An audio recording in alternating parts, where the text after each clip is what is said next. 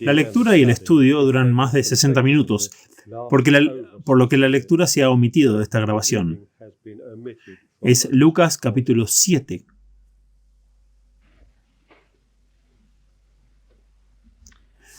¿Cuánto del ministerio de nuestro Señor Jesús fue bastante espontáneo? En lugar de solo ministrar cuando se llevaron a cabo los servicios, ministraba todo el tiempo, y todo lo que sucedió en este capítulo sucedió no por su planificación, sino por las circunstancias de la vida. La gente se topó con él, o estaba caminando por un camino al mismo tiempo que él en un funeral, o un soldado le envió un mensaje, o Juan el Bautista envió un par de discípulos, o quizás le invitaron a comer y la mayoría de los milagros de nuestro Señor y la mayoría de sus parábolas ocurrieron de esta manera espontánea e informal. Es un patrón para nuestro ministerio. Estar siempre de servicio todo el tiempo y no solo cuando estamos en la iglesia o en ocasiones cristianas oficiales, sino ministrar todo el tiempo como el Señor nos da estas oportunidades en contacto casual. Hay una gran variedad de personas en este capítulo, gentiles y judíos, gente rica y gente pobre, gente buena, o al menos aquellos que pensaban que eran buenos, y malas personas que sabían que eran malos. Y en toda esta variedad de personas, Jesús interviene con la palabra correcta o la acción correcta. Y vamos a estudiar estos 4 casos históricos. Podemos estudiarlos en 2 niveles diferentes.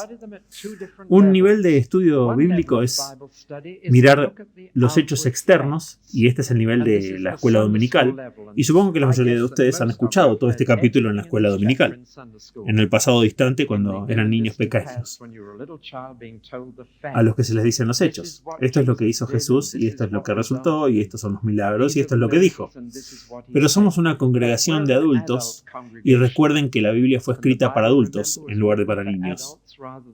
Es un libro adulto, y en este capítulo no vamos a mirar los hechos externos tanto como los sentimientos internos, porque Dios no está interesado de lo que sucede externamente, sino en lo que sucede dentro de nosotros. Él no mira la apariencia externa. Dios no está tan interesado en cuántos himnos cantamos esta mañana y cuál es el orden del servicio. Dios está interesado en lo que pasa por nuestro corazón y nuestra mente durante este servicio. Y entonces vamos a penetrar en cada una de estas 4 historias y preguntar qué pensaba la gente de Jesús y qué pensaba Jesús sobre la gente, y tratar de entender cómo latían los corazones. Si latían de amor o latían de odio, si latían de miedo o de paz. Y tratemos de adentrarnos en estas historias con miras de pedirle al Señor que ponga a cada uno de nosotros en algún lugar de este capítulo.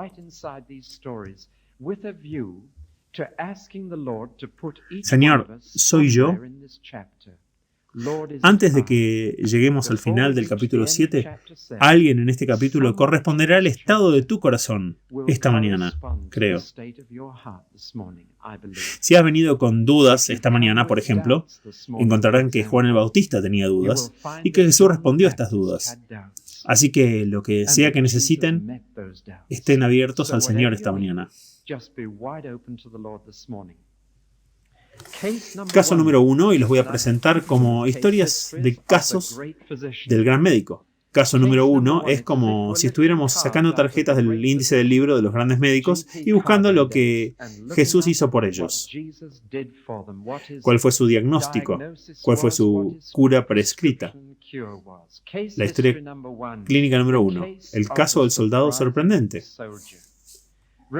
Antecedentes notables: él era un sargento mayor del regimiento. En general no habrías pensado en un hombre así como un hombre profundamente religioso y místico, ¿verdad?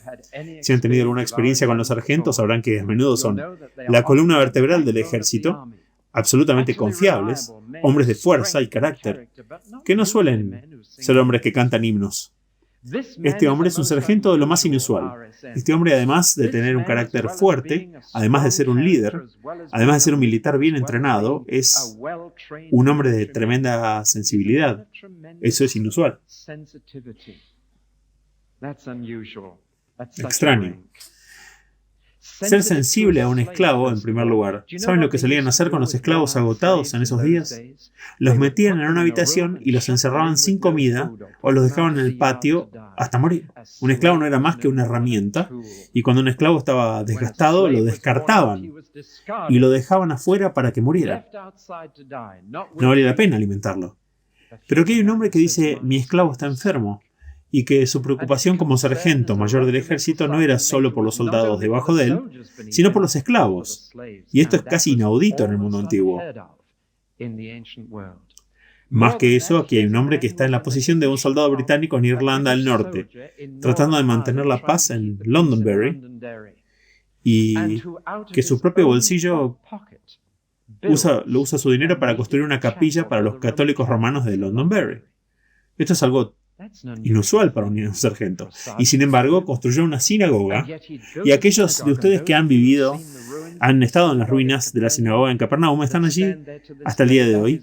Esa no es la sinagoga real que se construyó, la que se refiere aquí, sino que está construida encima de ella.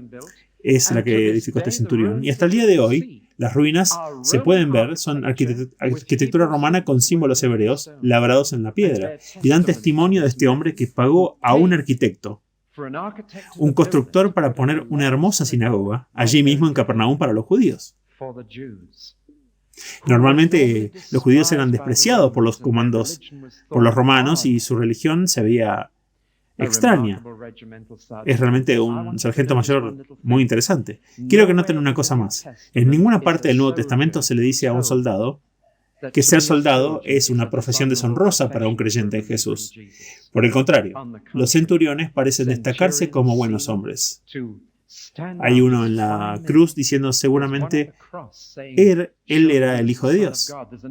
Hay otro llamado Cornelio en Hechos 10, y eran buenos hombres que se quedaron en el ejército, y a quienes nunca se les dijo, ni siquiera a Juan el Bautista, cuando los soldados dijeron ¿qué hacemos para arrepentirnos?, no se les dijo que dejaran de ser soldados, pero se les dijo que fueran soldados honorables y soldados justos. Así ha sido desde entonces. Algunos de los mejores cristianos de nuestros días han sido soldados. Y han entendido a Cristo bien, y a este hombre iba a entender muy bien a Jesucristo debido a su entrenamiento y experiencia militar, y eso saldrá a la luz en un momento. Quiero que noten su humildad notable nuevamente en su carácter. Los judíos dijeron: es digno, Jesús, realmente es digno de que hagas esto por él. Pero su mensaje fue: no soy digno, ni de venir y hablarte cara a cara, enfrentarme a un rabino judío, o de que vengas a mi hogar gentil. No soy digno. ¡Qué hombre! Se destaca como un monumento. Un hombre que realmente tiene la escala correcta de valores. Pero preguntemos qué pensaban sobre Jesús. Entremos en su mente y en su corazón. ¿Cuál era su actitud hacia Jesús? Y aquí está el hecho más increíble de todos. Él creía que Jesús podía hacer cualquier cosa solo diciéndolo, ya sea que estuviera presente o no. Esta es una fe increíble. Verán, Jesús ya había estado sanando a la gente al poner sus manos sobre ellos. Este hombre dice: ni siquiera tienes que venir a poner las manos sobre mi esclavo. Donde sea que estás, solamente di la palabra. Eso es increíble. La mayoría de la gente necesitaba el toque de Jesús, o necesitaba sentir el borde de su manto, o tener alguna señal tangible de la presencia de Jesús para que crean en su poder. Pero este hombre no. Este hombre estaba en la misma posición en la que un creyente está hoy en este edificio. No podemos ver a Jesús, no podemos tocar el borde de su manto. Él está a la diestra de Dios en el cielo. La fe que se requiere de nosotros es la fe que tenía este centurión, que es creer que solo tiene que decir la palabra y está hecho. Y claro, nosotros tenemos muchas más razones para tener esa fe de las que tenía este soldado. No había conocido a Jesús, solo había oído hablar de él. Jesús aún no había muerto y resucitado como sabemos que ha hecho. Este centurión es sobresaliente y tenía la máxima confianza en Jesús. Y la razón por la que la tenía era esta. La palabra clave es la palabra debajo. Reconoció a Jesús como un hombre bajo autoridad. Bueno, es justo lo contrario de lo que habrían pensado ustedes. Habían pensado que reconocía a Jesús como un hombre con autoridad, como un hombre que tiene autoridad, pero no lo hizo. Dijo, yo también estoy bajo autoridad, y porque estoy bajo autoridad, puedo decirle a la gente qué hacer. Ahora, si ese hombre, ese centurión, no hubiera tenido el rango que tenía, si no estuviera en el ejército de César, si solo fuera un individuo, no podría haberle dicho a otro hombre que fuera. Él hizo que los hombres fueran, pero había tomado una comisión. Recuerdo cuando yo tomé la comisión y todavía tengo el certificado. Me lo dieron de parte de la reina. No creo que lo haya hecho personalmente, pero esta es una manera de todos modos. Y tenía una comisión y eso me puso directamente en el rango de teniente. Eso era bastante inusual para mí. Había estado acostumbrado a una sociedad voluntaria de una iglesia donde le pedías a alguien que hiciera algo con la esperanza de que sintieran que el Señor los estaba guiando a hacerlo. Pero ahora de repente podía decirle a alguien ve y lo hacía. Y me costó bastante acostumbrarme. Ahora eso no era poder en mí mismo, no era el poder de la personalidad, estaba bajo autoridad, porque el líder del escuadrón por encima de mí podía decirme ve, y yo ahora estaba en una cadena de mando, y porque estaba bajo la autoridad de la reina y con la comisión de la reina, podía mandar a cualquiera por debajo de mi rango. No lo hacía, por cierto, pero podía. Lo intenté 1 o 2 veces por la novedad, y pedí cosas de las tiendas y el resto. Pero podías decir que porque estaba bajo autoridad y era la reina diciéndole a esa persona que lo hiciera. Ahora, este soldado, cuando escuchó acerca de Jesús, dijo, este hombre está bajo la autoridad del rey. Está bajo la autoridad de Dios. Por lo tanto, puede ordenar que esta enfermedad se vaya de mi casa. Él puede decirle a esta enfermedad, vete. Y la enfermedad tendría que salir directamente de la casa del esclavo. Y así era su fe. Así es como muchos soldados hoy han llegado a su fe. Han reconocido la autoridad. Desde que terminó el servicio militar obligatorio, ha crecido una generación de jóvenes a los que les cuesta mucho reconocer la autoridad y les cuesta aceptar la autoridad de Jesús. Pero es una sociedad donde reconoces la cadena de mando y la aceptas, entonces reconoces el poder del Señor en las personas. Y entonces este centurión dijo, yo también soy un hombre bajo autoridad. Y les digo a los esclavos qué hacer y a los soldados qué hacer, y ellos lo hacen.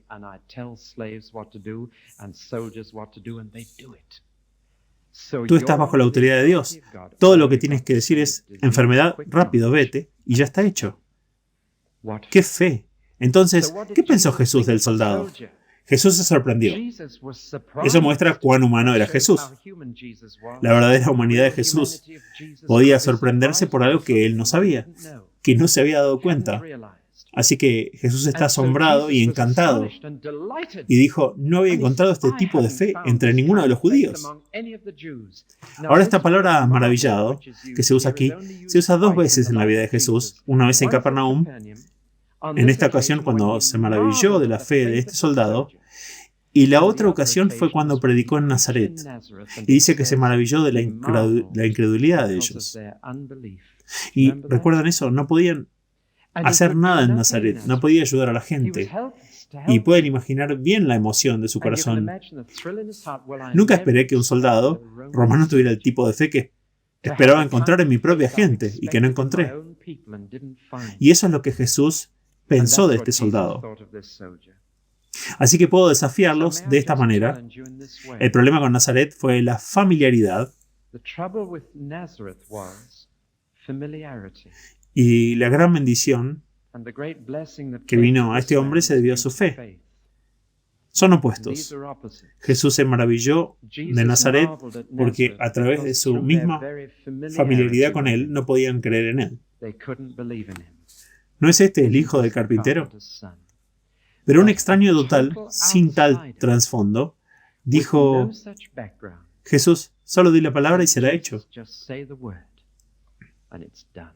Aquellos de nosotros que hemos sido criados en iglesias cristianas, en la escuela dominical, en hogares de familias cristianas, uno de los peligros de eso es la familiaridad, que no puedes creer que las cosas puedan suceder. Y te avergonzarás y te apenarás de que de vez en cuando alguien sin antecedentes, sin educación en la iglesia, viene a Jesús y le dice: Jesús, di la palabra, y pasan cosas que nunca viste. El caso del soldado, sorprendente. Inclinemos nuestras cabezas y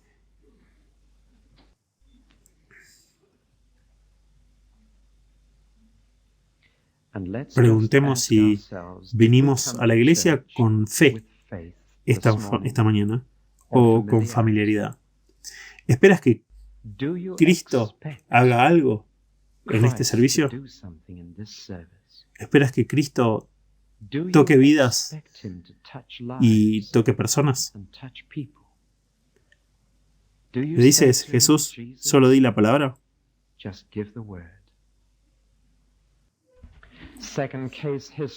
La segunda historia es el caso de la viuda que llora. Una escena muy triste. Una mujer que ha perdido a todos sus hombres. Ella tuvo un esposo una vez y murió. Tuvo un único hijo y murió. Y no hay pensiones. No hay apoyo para ella. Está sola y debe ser una mendiga a partir de ahora. Probablemente haya un funeral, uno muy pobre, y sin embargo todos los funerales tendrían lloradores profesionales, y a diferencia de este país, cuando de una manera terriblemente poco saludable tratamos de ocultar nuestros sentimientos de luto, en el Medio Oriente, de una manera mucho más saludable, lo dejan ver y no les importa llorar y aullar en una ocasión así. Cualquier psicólogo te dirá que una persona que está lista para llorar y aullar abiertamente lo superará mucho mejor y mucho más rápido. Así que pueden imaginarse el llanto, el ruido. Hemos escuchado funerales árabes en Arabia, ¿sí? Escuchas ese horrible sonido en el camino y miras. Y el funeral, por supuesto, debe realizarse unas horas después de la muerte y no usan ataúdes. No pueden permitirse el lujo de desperdiciar toda esa madera. Simplemente tienen una canasta larga, abierta, sobre postes, con el cuerpo acostado. Y tiran el cuerpo a la tumba. Imaginen la escena, si quieren. Esa procesión de la muerte en el estrecho camino rural se encuentra con el príncipe de la vida, con sus seguidores. Y uno de los dos va a tener que dar paso. Uno va a tener que salirse de la carretera para el otro. Normalmente, si llega a un cortejo fúnebre, incluso hasta hace poco, pero no ahora, me di cuenta que los autos no dejan paso a los cortejos fúnebres, no se salen del camino. Pero normalmente los otros se apartan. La procesión de la muerte tiene prioridad. Pero en esta ocasión fue el funeral el que se apartó. Cuando el príncipe de la vida se encontró con la procesión de la muerte, fue la muerte la que tuvo que salirse de ese camino. Una escena dramática. Apenas puedes empezar a imaginarte. Tu corazón comienza a latir más rápido, tratando de imaginar la escena. Y la tragedia fue, por supuesto, que todo fue totalmente innecesario. Cada funeral es innecesario. Cada muerte es innecesaria. Y cada muerte que ha tenido lugar es, en última instancia, el resultado del hecho de que vivimos en un mundo pecaminoso. Y por lo tanto, un mundo donde hay enfermedad y oscuridad y muerte. Y Dios nunca tuvo la intención de funerales, nunca tuvo la intención de que sucediera una escena como esta. Y este es el Hijo de Dios que se encuentra con una escena que Dios nunca quiso. Así que algo tenía que ceder. La actitud de Jesús hacia los dolientes fue de lástima y compasión. Otra vez, su humanidad aparece primero. Una y otra vez en estos casos históricos, la humanidad de nuestro Señor es lo primero que notamos y su deidad es lo segundo. ¿Se dan cuenta? Como un verdadero hijo de hombre, como ser humano, su corazón fue a esta situación y se sintió lleno de compasión. Esa palabra es una palabra muy profunda. Se traduce en la versión autorizada entrañas. Significa sentirse apretado aquí abajo. En un lenguaje moderno bastante crudo, pero el lenguaje aquí es muy explícito, un sentimiento muy profundo. Y Jesús lo tenía. Pero quiero que noten que sus sentimientos se tradujeron en ayuda práctica. La compasión no sirve a menos que se convierta en acción. Y por lo tanto su lástima y compasión se convirtieron en acción. E hizo una serie de cosas sorprendentes. Cosa sorprendente número 1. Le dijo a la mujer que dejara de llorar. Era una orden. le ordenó que dejara de llorar.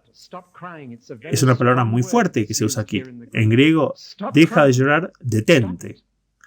Es casi como, deja de lastimarme, me estás lastimando demasiado llorando así. No lo soporto, detente. Deja de llorar. Una palabra muy fuerte. Y lo segundo que hizo fue tocar el ataúd. Si un rabino tocaba un ataúd estaba profanado y no sería capaz de orar ese día. Tocó a los muertos y sin embargo tocó el ataúd. Entonces le dijo al joven, al cadáver. ¿Alguna vez trataron de hablar con un cadáver? No hay respuesta. Pero Jesús dijo, levántate, joven, siéntate. Y miren quién es. Este médico, el que escribe Lucas, usa un término médico y dice que se sentó en la cama. El término médico que para comenzó a mejorar. Se sentó en la cama. ¿Qué momento? ¿Qué habría sentido en ese momento? ¿Qué supones que sintió la madre? ¿Qué supones que sintió el joven? Comenzó a hablar, pero no hay registro de lo que dijo. Y de hecho, aunque hay varias resurrecciones en la Biblia, en ningún caso la Biblia registra nada de lo que dijeron sobre cómo era estar muerto. Ni una sola palabra. Es muy significativo, no nos ayudaría a saber. Y por eso nunca se nos dice. Ahora, eso es lo que Jesús pensó sobre ellos. ¿Pero qué pensaron ellos sobre Jesús? Les voy a decir, tenían un miedo bárbaro. El miedo se apoderó de todos ellos. ¿Por qué? Bueno, yo creo que tienen que recordar dónde sucedió. Y de nuevo, algunos de ustedes responderán más rápido que otros aquí porque pueden imaginarse la escena. Quiero que imaginen una colina escarpada de un lado y suave del otro. Muy parecido al Cerro Moré, en el extremo este de la llanura de Israel. Y ahí está la colina. Y en el lado norte de ella, justo donde está Wanbra, en ese lado, en el lado norte, hay un pueblo llamado Naín. Y ahí es donde sucedió esto. A lo largo del otro extremo, pasando por donde estaría Normandía estaría hoy, hay otro lugar llamado Endor, donde vivía una medium espiritista, la bruja de Endor, que decía poder contactar a los muertos, y 1000 años antes, el rey Saúl había consultado a esta medium, y el espíritu de Samuel se le apareció a Saúl y le dijo a Saúl que debido a que había consultado a un medium moriría, y murió en las montañas de Gilbeat, a la vista de ese lugar. Y a la vuelta de la esquina, solo da vuelta al monte, al final del descenso suave, hay un pueblo llamado Sunam,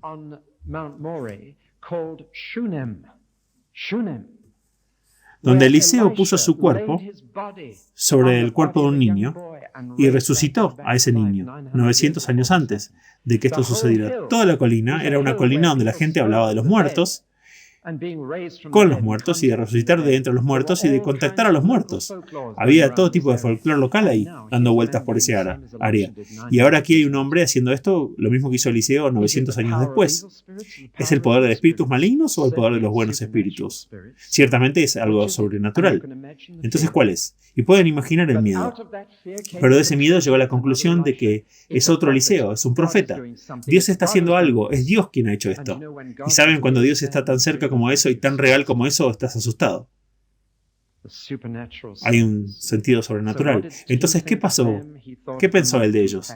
Pensó en ellos con compasión y lástima. ¿Pero qué pensaron ellos de él? Estaban asustados. Y puede haber una razón más profunda para su miedo, y sería esta.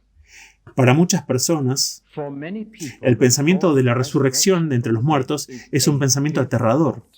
Es un funeral, en un funeral tras otro, donde alguien ha sido enterrado que ni siquiera es cristiano, que no conoce a Dios, que nunca les perdonaron sus pecados. El rostro siempre se ve más tranquilo que en vida, porque los músculos faciales se relajan en el momento de la muerte. Y ha habido tantos parientes que miran dentro del ataúd y dicen, está en paz, están a salvo, están más allá de la perturbación ahora. Nadie puede tocarlos ahora, por así decirlo. Y esto ha traído mucho consuelo falso a muchas personas, porque el hecho es que una persona muerta puede ser molestada y una persona muerta puede ser llamada a rendir cuentas por sí misma. Y un muerto puede oír la voz de Dios, y de hecho en Juan capítulo 5, versículo 28 y 29, Jesús dice: viene la hora cuando los que están en los sepulcros oirán la voz del Hijo del Hombre y saldrán, algunos a la vida eterna y los que hicieron lo malo al castigo eterno, al castigo del juicio. Y, ¿saben? La posibilidad de la resurrección es lo que produciría miedo en las personas. La razón por la cual la mayoría de las personas hoy en día en Gran Bretaña no le temen a la muerte es porque piensan que la muerte es el final y que estás seguro más allá del recuerdo y no tendrás que pagar tus facturas después de la muerte y no tendrás que dar cuentas de tu vida después de la muerte. Y si quieres llegar a tu muerte sano y salvo sin pagar las facturas y sin sufrir, estás bien, estás en paz. Descansa en paz para siempre. Pero cuando Jesús resucita a los muertos, está diciendo: los muertos pueden ser llamados. Yo puedo enfrentarlos nuevamente. Y eso produce un miedo muy profundo en las personas, porque saben que la muerte no está ahí para el final, y no es un escape, no es una salida. Pero aquellos que conocen a Jesús, aquellos que se dan cuenta de quién es, y recuerdan que estos que iban en la procesión no tenían idea de quién era, Él era un completo extraño para ellos. Pero aquellos para quienes Jesús no es un extraño, no tienen miedo de la muerte o de la resurrección. No hay miedo de ser llamado de nuevo a la vida. Así que ahora meditemos en este caso. Inclinemos nuestros rostros en oración.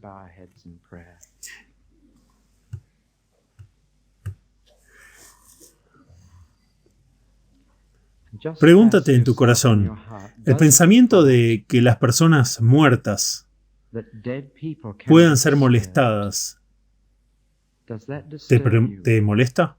¿El pensamiento de que ellos pueden ser llamados a salir de sus tumbas por el Señor te llena de gozo y emoción o te llena de una horrible sensación de aprehensión? Eso dependerá de si Jesús es un extraño o un amigo para ti. Me atrevo a decir que esa mujer superó su miedo y la alegría de estar con su hijo desterró el miedo. Pero Jesús es el Señor de la vida y de la muerte. Él tiene las llaves de la muerte y el Hades en sus manos y por eso nos dice: no lloren.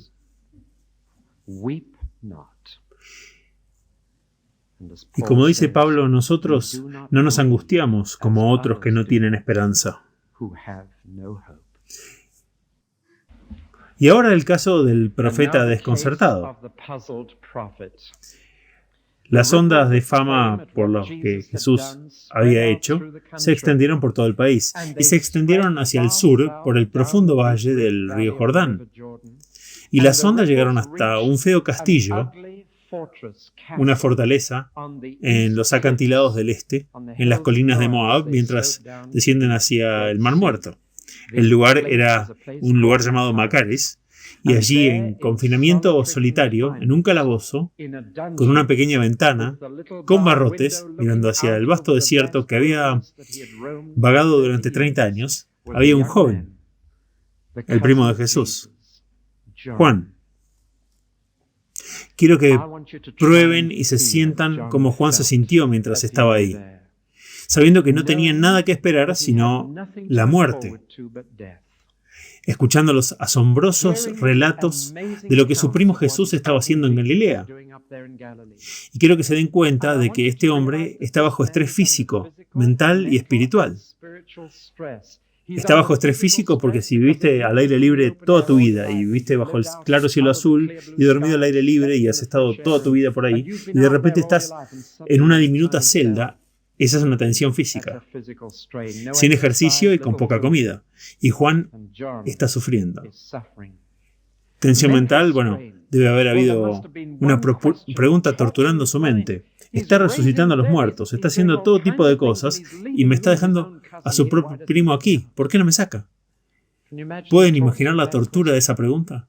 Porque tiene que recordar que Jesús no ayudó a todo el mundo, Tienen que recordar que la Biblia dice muy claramente que Él no sanó a todos los enfermos que querían ser sanados. Tienen que recordar que no levantó a todos los muertos y detuvo todos los funerales que tuvieron lugar. Solo 2 o 3, y hay que recordar que dejó a Juan en prisión. Eso no es fácil.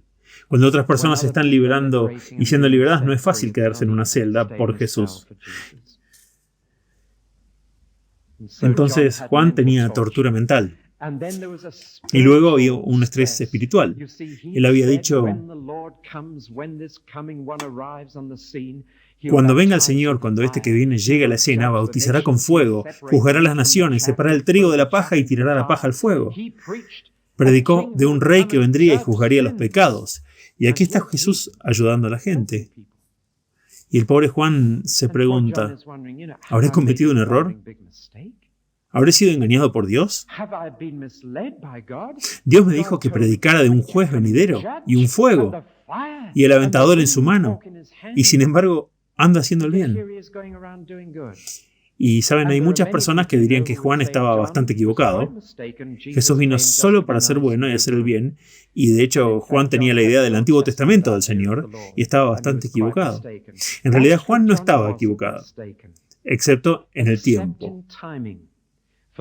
Porque el simple hecho es que cuando Jesús vino por primera vez a este planeta, no vino a condenar, sino a salvar. Pero cuando venga por segunda vez, vendrá con fuego de juicio y su tenedor de aventar, su aventador estará en mano. Y desde allí vendrá a juzgar a los vivos y a los muertos. Así que era solo una cuestión de tiempo. Pero pueden ver que Juan estaba en una confusión. Físicamente está deprimido, mentalmente está perplejo, espiritualmente está confundido. Y finalmente tiene una visita un día de estos discípulos que vinieron y le dijeron: ¿saben lo que pasó? Un funeral se detuvo y el joven está vivo ahora. Y Juan no pudo entenderlo. ¿No está todavía en el trono? No. ¿Ya levantó un ejército? No. ¿Está lidiando con la gente mala de nuestra tierra? No. No lo entiendo. ¿Podrían ir y preguntarle algo y volver a mí con la respuesta? ¿Cometí un error? ¿Eres tú el que pensé que eras o debería buscar a alguien más? Ahora la duda es terrible. Ya es bastante malo estar en prisión, pero las dudas, los miedos. Lean el libro de Richard Van Brent y se verán que el diablo puede usar una experiencia en la prisión y poner dudas en la mente de un hombre hasta que haga preguntas que no debería hacer. Y aquí viene esta pregunta de Juan el Bautista: ¿eres tú el que viene? Y los discípulos vinieron a Jesús y quiero que se den cuenta de esto. Para cualquiera que me esté escuchando ahora, que tenga dudas de si el cristianismo es realmente la respuesta, si Cristo es realmente el que pensamos que era, lleven su duda a Jesús. No se la lleven a nadie más. Ve directamente a Jesús. Y la gloria de esto es que Jesús no dio una respuesta directa. Verán, nunca pueden quitar las dudas de otra persona. Todo lo que pueden hacer es darle las pruebas para que se saquen sus propias dudas. Y es muy importante, si alguien dice: dudo de esto, es muy importante que no digas: bueno, yo no lo dudo, estoy seguro de ello. No digas eso. Denles evidencia. Deja que ellos mismos salgan de la duda hacia la certeza. Y Jesús dice: regresen y díganle a Juan lo que han visto y oído.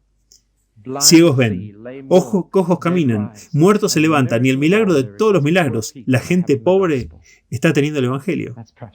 Ese es quizás el más grande de todos. Nadie pensó que la gente pobre tenía alguna oportunidad. Y la cosa es que Jesús está apelando al conocimiento de Juan del Antiguo Testamento. En Isaías 35 a Isaías 61, Isaías había dicho: cuando venga el Mesías, los ciegos verán, los cojos caminarán, los muertos resucitarán, y los pobres se les predicará el Evangelio. Así que está apelando a su conocimiento de la Biblia y diciendo: si no soy su tipo de Cristo, soy el tipo de Cristo de Dios. Esa es la respuesta de Cristo. Si tienes dudas sobre Cristo o sobre el cristianismo, la razón puede ser que tienen una idea equivocada del cristianismo o la idea equivocada de Cristo. Pero Cristo es según la idea de Cristo que tiene Dios, no la tuya.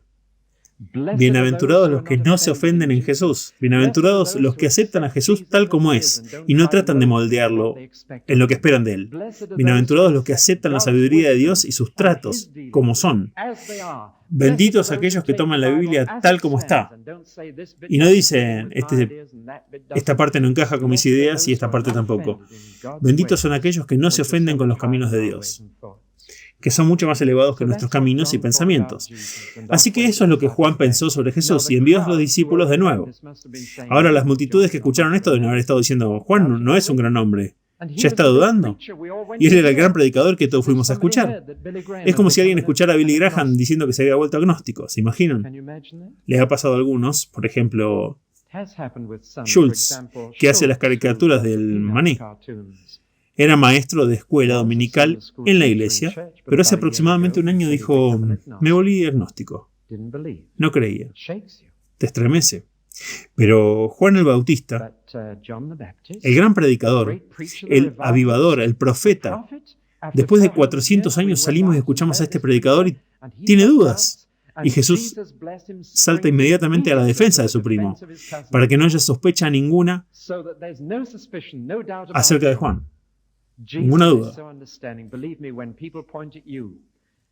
Jesús es tan comprensivo. Créeme, cuando la gente te señala y dice, ya saben, este es medio dudoso que sea cristiano, recuerda que está Jesús para defenderte. Y que lo que sea que otras personas pueden pensar de ti, Jesús te defenderá si eres de él. Y Jesús dijo, les diré lo que pienso de Juan. Él puede tener dudas de mí, pero yo no tengo dudas de él. Y lo glorioso es esto. No sé si tienen dudas de Jesús, si eres cristiano.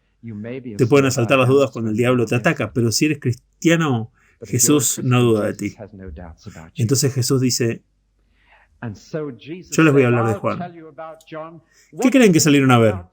¿Pensaron que iban a ver una caña de hierba que se sacude fácilmente con el viento? No.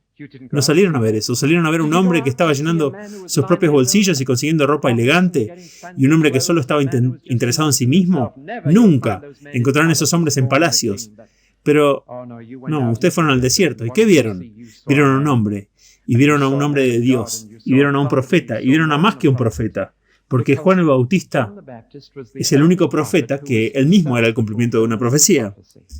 Todos los otros profetas señalaron fuera de sí mismos, pero muchos de los profetas en el Antiguo Testamento señalaron a un profeta que vendría, y Juan era una profecía además de un profeta.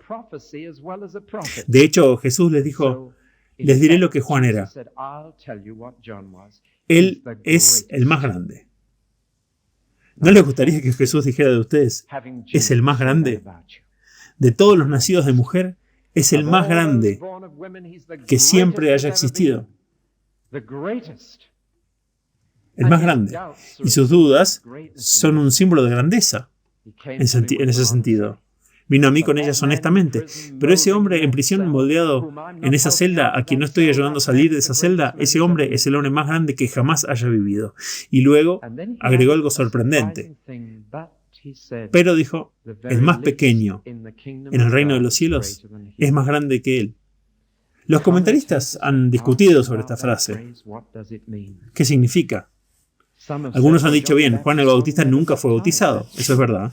Si eres un creyente bautizado, eres más grande que Juan el Bautista, el primer bautista que nunca fue bautizado. Pero es más profundo que eso. Algunos han tratado de decir que él nació de mujer, pero no nació del Espíritu, pero fue lleno del Espíritu Santo desde su nacimiento, así que no creo que esa sea la clave. ¿De qué manera somos más grandes? Yo creo que de esta manera. Estamos más lejos de lo que él estaba. Estamos más lejos. Juan fue el último de la línea, el último del grupo del Antiguo Testamento. Aunque está en el Nuevo Testamento, es el último profeta del Antiguo Testamento. Él es el último profeta de la preparación, pero el último en el reino de los cielos está más adelante que Juan. Así que necesitamos tener una perspectiva correcta. ¿Se dan cuenta de que Juan el Bautista fue el mejor bautista que ha habido? Y sin embargo, cada bautista de hoy, que es un cristiano bautizado, es mayor que ese bautista. Así que si son cristianos simples y humildes, están más avanzados de lo que estaba Juan el Bautista en su vida. Eso debería darles una sensación de profundo privilegio. Y verán, cuando Juan el Bautista vino, el más grande que jamás hubo, no complació a todos. Algunos aceptaron su predicación y fueron bautizados en agua, pero algunos eran demasiado orgullosos y demasiado religiosos para hacerlo, y encontrarán que las personas son demasiado orgullosas para humillarse ante Dios y ser bautizados y creer en Jesús. Encontrarán esto, que nunca podrás agradarles. Y Jesús dijo, una persona que no se va a humillar y aceptar la fe, el arrepentimiento, el bautismo, una persona que no hará esto, encontrará fallas en todo. Nunca serás capaz de complacerlos religiosamente porque de hecho no quieran escucharlo básicamente. Yo he conocido esto. Y para ponerlo de manera muy simple, una persona que llega a un servicio y dice, bueno, fue un servicio demasiado largo, y una persona que se acerca al siguiente servicio y dice, fue demasiado exuberante y demasiado superficial y poco profundo, es como un concierto. Y luego viene al siguiente servicio y dicen, bien, el predicador estaba muy triste, me fui deprimido. Y luego viene el próximo servicio, tarde o temprano, saben que no quieren a Dios. Nunca los vas a complacer. El servicio será demasiado triste, o demasiado feliz, o demasiado esto o lo otro, y nunca lo lograrás. Y Jesús dijo, tú que rechazas el ministerio de Juan, eres infantil. Eres como niño en el mercado. A veces se nos enseña que Jesús tenía una visión muy alta de los niños y pensó en ellos como terriblemente inocentes y buenos. Pero no era así, conocía a los chicos. Él era mayor de una familia numerosa y sabía cómo eran los niños y cuán petulantes y malhumorados e infantiles pueden ser. Y él dijo, eres como niño en el mercado. No jugaban a los vaqueros y los niños y los indios en esos días. No se había olvidado hablar de ellos todavía. Jugaban a bodas y funerales, tratando de ser adultos. Y así que veías a los niños marchando, aullando en el mercado, jugando a los funerales. Luego jugaban una boda y un niño y una niña habían estado marchando y todos animando. Y siempre había uno fuera de la multitud. Ya saben que no juega. No quiero jugar a funerales y hoy están jugando a bodas. Y luego al día siguiente, quiero jugar a bodas y hoy están jugando a funerales. ¿Entienden ese tipo de cosas? El problema es que los adultos pueden ser infantiles. Y cuando los fariseos rechazaron el ministerio de Juan el Bautista, estaban siendo infantiles. Infantiles. Y cuando simplemente no puedes hacer un servicio adecuado para alguien, es porque son infantiles. Es porque no buscan a Dios. Y aunque haya cosas en cada servicio que no aprecias, si buscas a Dios, te irás con una bendición. Eso es lo importante. Oh, ustedes, generaciones infantiles de Jesús, simplemente no pueden estar complacidos. Juan el Bautista vino y era una seta. Juan el Bautista era un abstemio total, no quería ni un trago de vino con ustedes. Juan el Bautista no iba a fiestas, vivía en el desierto. Juan era muy poco sociable. Y decían, es tan antisocial, es excéntrico, que incluso puede tener un demonio por lo que sabemos. Pero él solo es extraño, él está fuera de sí y aquí he venido y soy totalmente diferente. Y voy a fiestas y bebo y como con ustedes y todo lo que hacen es llamarme glotón y bebedor de vino. No pueden estar complacidos. Luego dijo una cosa hermosa. Dijo, pero la sabiduría de Dios es reconocida por aquellos que son sabios.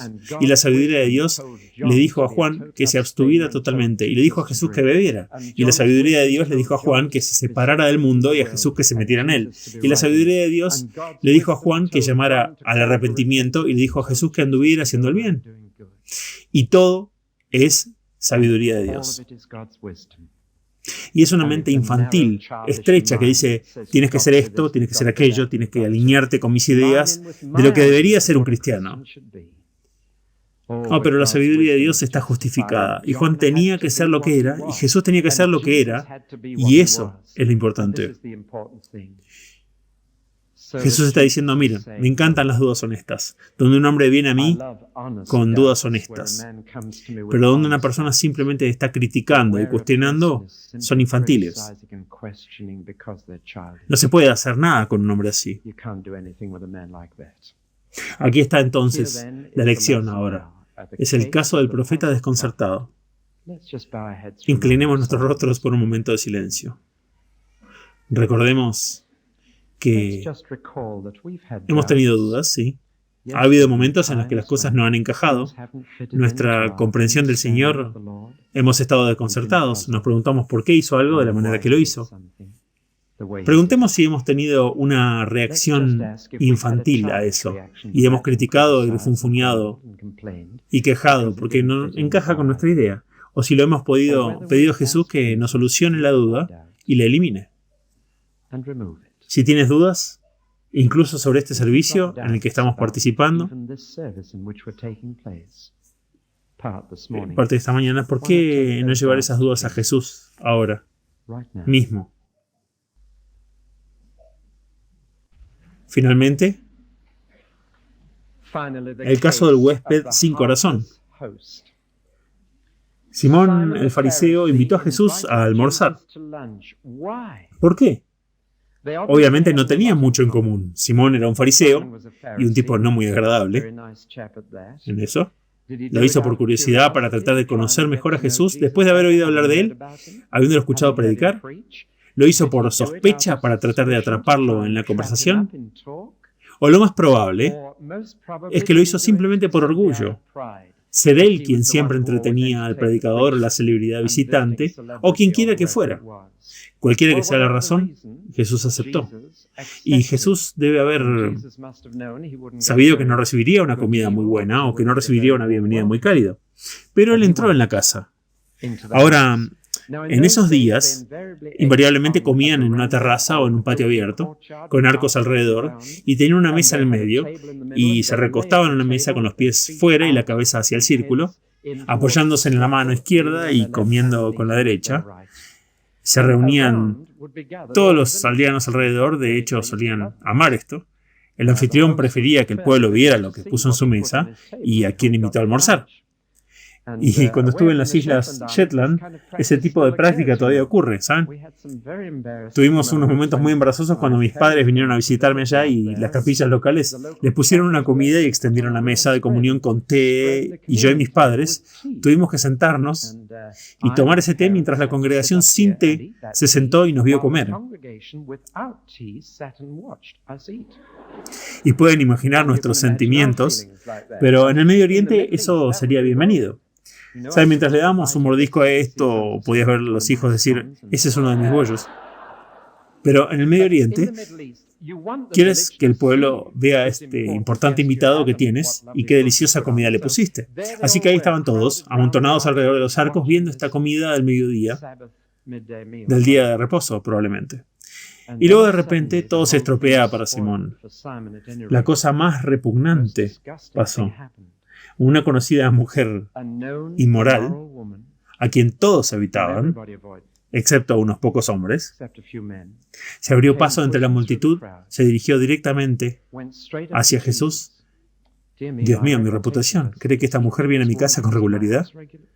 Y se arrodilló. Hizo algo que ninguna mujer debería hacer en público. Se desenvolvió el cabello. Esta es la etiqueta en el Medio Oriente. Todavía tenemos una reminiscencia de esto. Si hablamos de alguien que ha perdido su dignidad en una fiesta, decimos, se está soltando el pelo. Todavía usamos la frase. Pero dejar tu cabello suelto en público, eso era degradante. Hacer algo así en público que solo deberías hacer en privado. Y luego sacó la única herramienta de su oficio, perfume, y lo derramó sobre sus pies. Y empezó a acariciar los pies con el pelo. Y Simón dijo, ¿es tan obvio lo que ella está tratando de hacer? ¿No se da cuenta? Si él es el tipo de hombre que dice ser, entendería quién es. Y si fuera un profeta, tendría el don del discernimiento y sabría qué tipo de mujer es esta. No la dejaría hacer eso. Y entonces dice, bueno, le voy a dar el beneficio de la duda y bueno, es un buen hombre, pero no es un profeta. Y esta es la situación. Todo está pasando en la mente de Simón. Esto es lo que Simón piensa acerca de Jesús. Si fuera un profeta, vería dentro de esta mujer. Y Jesús virtualmente dice, Simón, soy un profeta y puedo ver dentro de la mente de este hombre llamado Simón. Puedo leer en todos sus pensamientos como un libro. Y los pensamientos de Jesús sobre Simón salen ahora a la luz. Simón, quiero contarte una historia. Bueno, habla. Y nuestro Señor ahora contó la palabra del excéntrico prestamista. ¿Alguna vez escucharon hablar de un prestamista que perdone a la gente? Es realmente excéntrico. Ahora Simón, siendo un fariseo, probablemente conocía a muchos prestamistas. Puede haber sido él uno mismo. Pero nunca había oído hablar de un prestamista de dinero como de que Jesús habla ahora. Era por supuesto ficción. Simplemente no es fiel a la vida humana, pero es muy fiel a la vida divina. Simón había un prestamista y un hombre le debía 5 libras. No tenía con qué pagarle, así que canceló sus deudas. Se las perdonó. ¡Qué parábola! 2 oraciones, 24 palabras y está todo dicho. Y está todo ahí. Simón, ¿cuál crees que amará más al prestamista? Y el querido Simón, ¿saben? De una manera improvisada, supongo. Dijo supongo. ¿Por qué dijo supongo? Bueno, está diciendo que ningún prestamista alguna vez se comportaría así de todos modos. Así que es un problema hipotético. Pero creo que hay una razón más profunda por la que dijo supongo.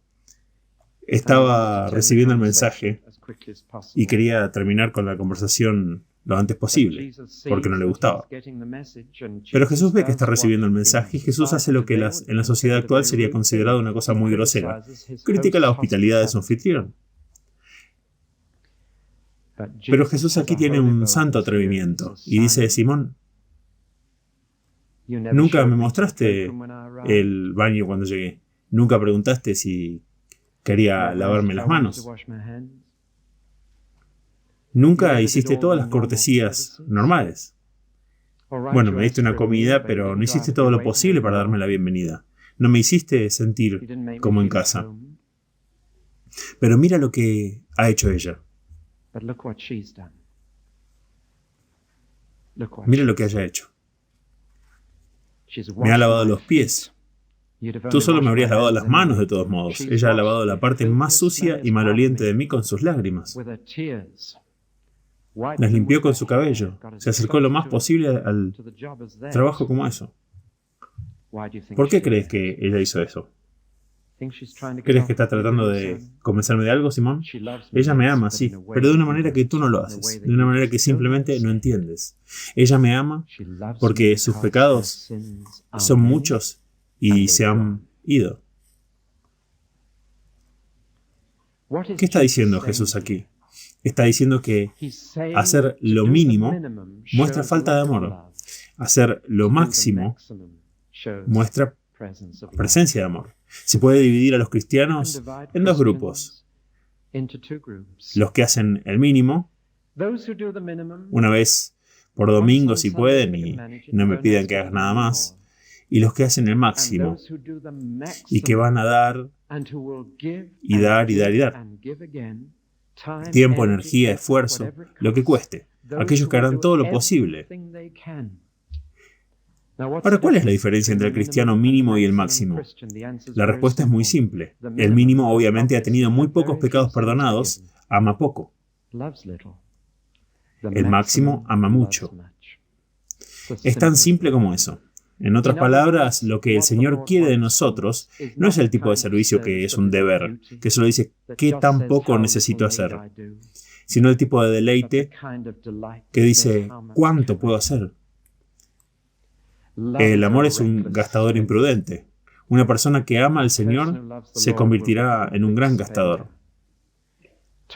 Toyohiko Kagawa, el gran cristiano japonés, heredó una fortuna y lo regaló todo.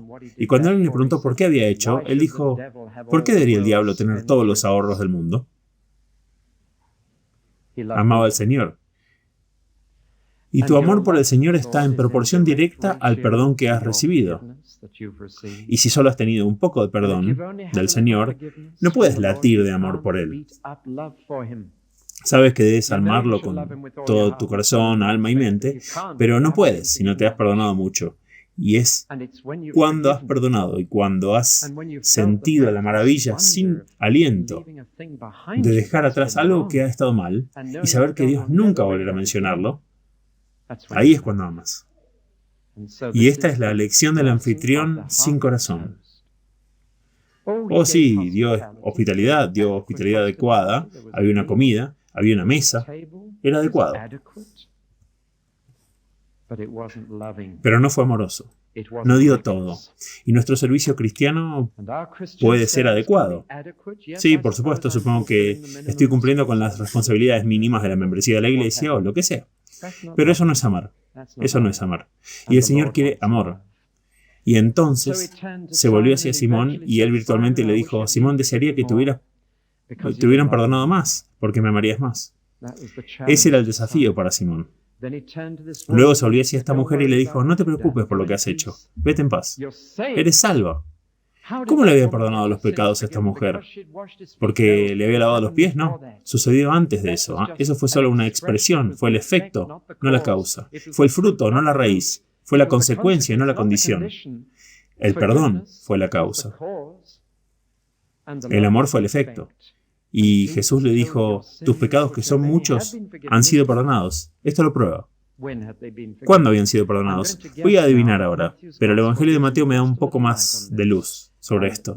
Y el Evangelio de Mateo dice esto, que tanto Simón como la mujer, obviamente, habían estado escuchando a Jesús predicar ese día. Y justo antes de que lo invitaran a la comida. ¿Y saben cuál fue su sermón ese día? ¿Saben cuál fue su texto esa mañana? Su texto había sido, venid a mí, todos los que estáis trabajados y cargados. Venid a mí, y yo os haré descansar. Y ella vino. Cuando escuchó dónde estaba Jesús, ella vino. Y había encontrado descanso. Ve en paz. Oremos.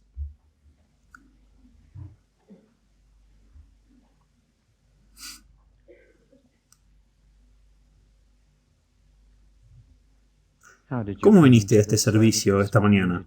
¿Viniste por un sentido del deber o de deleite? ¿Viniste diciendo, espero que el servicio sea lo más breve posible? ¿O espero poder pasar el mayor tiempo posible con el Señor? ¿Viniste con un profundo sentido del perdón y de la gracia? Si es así, te irás en paz. Oremos. Padre Celestial, te amaremos de verdad cuando te veamos tal como eres, y te alabaremos como debemos. Acepta este nuestro sacrificio de alabanza ahora, y utilízalo para tu gloria, y nuestro bien en la bendición de muchos. Que la gracia de nuestro Señor Jesús, y el amor de Dios, y la comunión del Espíritu Santo, sean con todos nosotros, para siempre. Amén.